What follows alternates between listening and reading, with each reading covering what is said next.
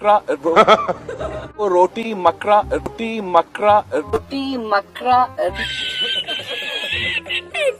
अजीब बात यह है कि सियासतदान गरीबों के लिए लड़ते लड़ते अरबों खरबों पति बन चुके हैं और गरीब फलां जिंदाबाद फलां मुर्दाबाद करते करते भूखे मरने लगे हैं। शहबाज शरीफ साहब ने अपने कपड़े बेचकर आवाम को आटा मुहैया करना था। इसी ड्रामाबाज ने कौमी खजाने से आखिरी खाना 7 करोड़ से भी ज्यादा रकम का खाया। ये इनका बलात्कार कर दे। अगर हकीकत में आवाम इनके साथ ऐसा ही करे तो कुछ अरसे के बाद बिलावल का कुछ इस तरह से बयान आएगा।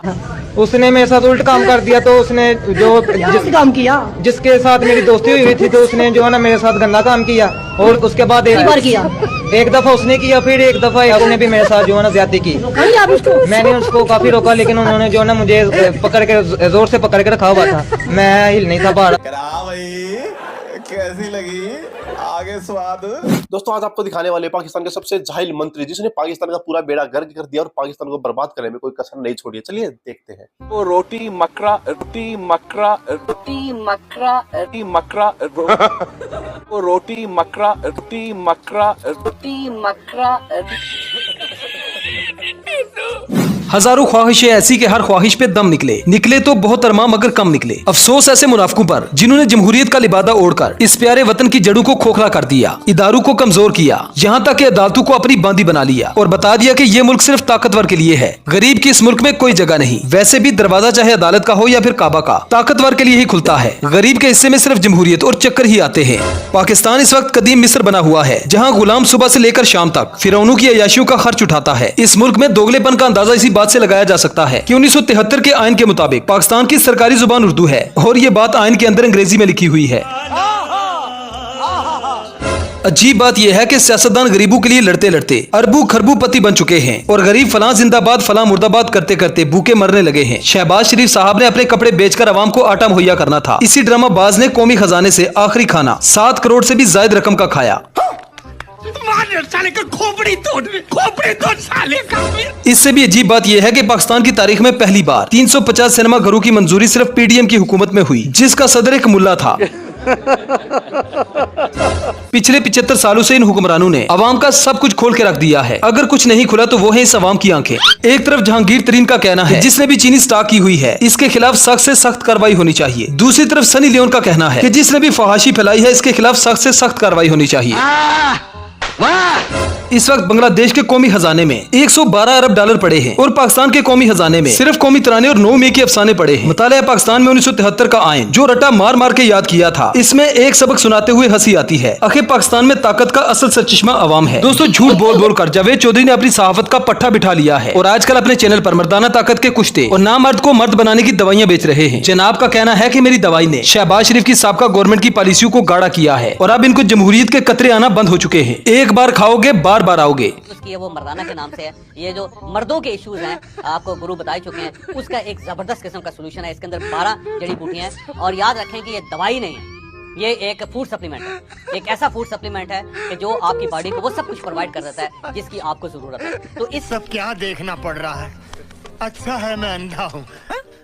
दोस्तों आज तक बड़े मियाँ और छोटे मियाँ की समझ किसी को नहीं आई। एक कहता है कि मेरा बाप अमीर था और दूसरा कहता है गरीब। अब इस मामले में दोनों को मिल बैठना चाहिए और सुकून से इस बात को डिसाइड करना चाहिए कि बाप एक रखना है या फिर 2। अरबों रुपए का कारोबार था मेरे वालिद साहब कि मेरे वालिद का ताल्लुक एक गरीब किसान के घराने से था। अरबों रुपए का कारोबार था। मेरे वालिद का ताल्लुक एक गरीब किसान के घराने से था। दोस्तों न सिर्फ पाकिस्तान इंडिया बल्कि पूरी दुनिया को पता चल चुका है कि नवाज शरीफ और उसकी फैमिली दुनिया की सबसे बड़ी चोर फैमिली है। लोगों ने नवाज शरीफ का जीना लंदन में भी हराम कर दिया है। बेगैरती की इंतहा ये है कि शर्म इनके पास से भी नहीं गुजरती।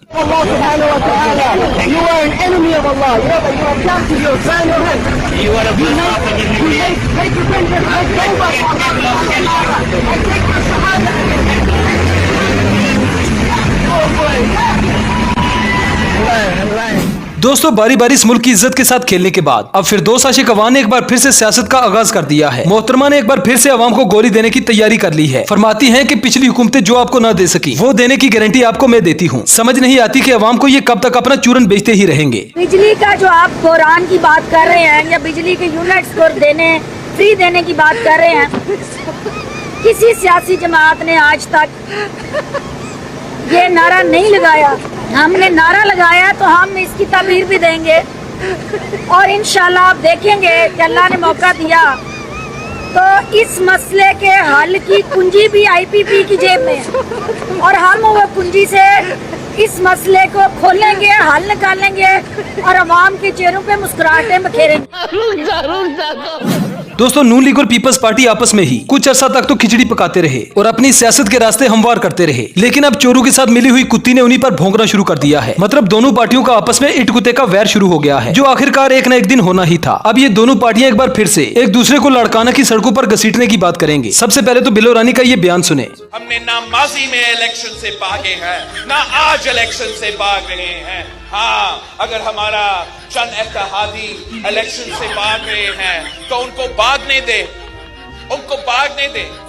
अब बिलो रानी का वो बयान सुने जब कुत्ती चोरों के साथ मिली हुई थी। इन्हें अवाम की कोई फिक्र नहीं, इन्हें बस अपनी और मरियम नवाज की सियासत सीधी करनी है। कि मियाँ साहब को और जरदारी साहब को ऐसे फैसले लेना चाहिए जिससे मेरे लिए और मरियम शरीफ साहिबा के लिए आगे जाके सियासत आसान हो, मुश्किल ना हो। अगर अवाम में थोड़ी सी भी अकल हो तो अवाम इनके साथ वोट के जरिए पुट्ठा काम कर दे, मतलब वोट के जरिए इनका बलात्कार कर दे। अगर हकीकत में अवाम इनके साथ ऐसा ही करे तो कुछ अरसे के बाद बिलावल का कुछ इस तरह से बयान आएगा। उसने मेरे साथ उल्ट काम कर दिया तो उसने जिस काम किया, जिसके साथ मेरी दोस्ती हुई थी तो उसने जो है ना मेरे साथ गंदा काम किया। और गंदा काम उसने कर दिया, आपने नहीं किया। बजाय कि मेरे ज़हन में तो यही था कि मैंने करना है, तो लेकिन उल्ट उसने मेरे साथ गंदा काम कर दिया। तो उसके बाद एक दफा उसने किया, फिर एक दफा उसने भी मेरे साथ जो है ना ज्यादती की। मैंने उसको काफी रोका, लेकिन उन्होंने जो है ना मुझे पकड़ के जोर से पकड़ के रखा हुआ था, मैं हिल नहीं था बाहर। कैसी लगी आगे स्वाद? दोस्तों, इस अगली वीडियो में इरशाद भट्टी ने उज़्मा बुहारी को नानी याद करवा दी और अपनी सहाफत का हक अदा कर दिया। इन्होंने उज़्मा बुहारी पर वो तमाम लानतें भेज दी जो हर पाकिस्तानी मुहब्बे वतन इन पर भेजना चाहता है। लानत है ऐसे लोगों पे जिन्होंने सियासत को तबाह कर दी, जमहूरियत को तबाह कर दी। लानत है ऐसे लोगों पे जो कल उस तरफ खड़े होते हैं, कल इस तरफ खड़े होते हैं। लानत है ऐसे लोगों पर जो जिनका कोई असूल नहीं, कोई मंतक नहीं, कोई अखलाकियात नहीं। ये कैसे लोग हैं कि जो कल हमें कोई और भाषण देते हैं। ये हाल है इनका और ये इनका करते हैं। दोस्तों, कहते हैं कि मुनाफिक किसी के लिए हैर नहीं होते और झूठ के पैर नहीं होते। इस अगली वीडियो में मंसूर अली खान की पॉडकास्ट में उज़्मा बुहारी लाजवाब हो जाती है। वजह यह है कि इनका हर बयानिया झूठा होता है और झूठ के पैर नहीं होते। यही फर्क हुआ ना आपके और इमरान खान में कि इमरान खान कहता है कि मेरे अपने बच्चे भी कभी जो है वो पार्टी को नहीं लीड करेंगे। ये फर्क हुआ ना? नहीं, वो आना ही नहीं चाहते। वो यहाँ मुल्क में ईद गुजारने नहीं आते, वो मुल्क में आके लीड करें और जाने दो। नहीं, वो तो मियां साहब के बच्चे भी नहीं आते, मियां साहब के अपने बेटे भी तो नहीं आते ना, हसन हुसैन भी नहीं आते। मियां साहब तो अपने भाई के होते हुए यहाँ नहीं आए। दोस्तों, कहते हैं कि किसी के साथ उतना ही मिलना चाहिए जितना वो आपसे मिलना चाहता है। कभी किसी को उसकी औकात से ज्यादा अहमियत नहीं देनी चाहिए। शाह महमूद कुरैशी से मिलते मिलते इस भाई के साथ प्रैंक हो जाता है।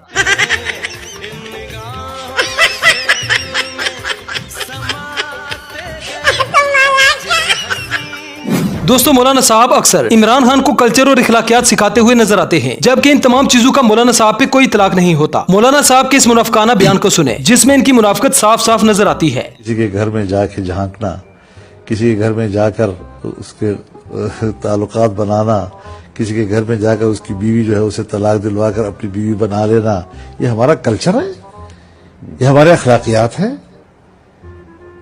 और क्या इस पर बहस करूं? मुझे मेरी शराफत इजाजत नहीं दी थी कि मैं। ये वही मौलाना साहब हैं जो लोगों की जमीन गर्म किया करते थे। ये वही मौलाना है जो औरत की हुक्मरानी को नाजायज कहता था, लेकिन चूंकि मरियम नवाज शरीफ की बेटी है इसलिए वो मौलाना साहब के साथ कंधे से कंधा मिलाकर चल सकती है। ये वही मौलाना है जो हर हुकूमत हर दौर में इक्तदार की खातिर दूसरों के तलवे चढ़ता रहा। ये वही मौलाना है जो हर हुकूमत में बड़े आराम से किराए पर दस्तयाब हो जाता है। जितना बदनाम इस मौलवी ने इस्लाम को किया है शायद वो 100 सालों तक कोई दुश्मन भी ना कर सके। बिल्कुल भाई, इस्लाम को बदनाम, पाकिस्तान को बदनाम कोई इंडिया नहीं करेगा, हिंदू नहीं करेगा, तुम खुद लोग करोगे, तुम्हारे ही देश के लोग करेंगे। जैसे पाकिस्तान के लोगों को भाई देखा, पाकिस्तान के मौलाना साहब और भाई जब दूसरों की बात आती है तो भाई बोलते हैं कि लेडीज जो है एक महिला है जो वो देश नहीं संभाल सकती। जब इनकी खुद की बेटी इलेक्शन में उतरी तो भाई बोले नहीं नहीं, ये तो सब कुछ संभाल सकती है, नारी को आगे लेके आओ, महिला को आगे लेके आओ। ये महिला को आगे तो लेके आते, लेकिन कहाँ पे आगे लेके आते आपको पता होगा। लेकिन भाई पाकिस्तान के जो पॉलिटिशियन है भाई, गजब के पॉलिटिशियन है, गजब का टैलेंट है इनमें। नवाज शरीफ, शहबाज शरीफ भाई, इनका काम होता है सबका सरकार बनाओ, लूटो खसोटो और बाहर भाग जाओ। भाई सब लूटते खसोटते बाहर भागते, फिर ये बोलते हैं हमारे बेटे आगे इलेक्शन लड़ेंगे, हमारे बेटे आगे तुम्हारा देश संभालेंगे। भाई कोई नहीं देश संभालता है, पाकिस्तान का बेड़ा करके दिया, गर्ग कर दिया पाकिस्तान के इन पॉलिटिशियंस ने। और भाई कैसी लगी वीडियो प्लीज कमेंट करके बताइएगा। मिलेंगे आपसे अगली वीडियो में, तब तक के लिए बाय बाय, जय।